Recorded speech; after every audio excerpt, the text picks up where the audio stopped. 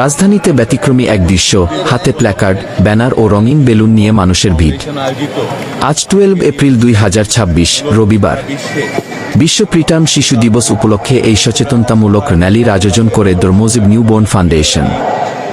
রাজধানীর Bangladesh national press club এর সামনে থেকে শুরু হওয়া এই র্যালিতে অংশ নেন চিকিৎসক, স্বাস্থ্যকর্মী ও বিভিন্ন শ্রেণী পেশার মানুষ। তাদের একটাই বার্তা, প্রতিটি নবজাতকের নিরাপদ জীবন নিশ্চিত করতে হবে, বিশেষ করে সময়ের আগেই জন্ম নেওয়া শিশুদের সুরক্ষায় বাড়াতে হবে সচেতনতা।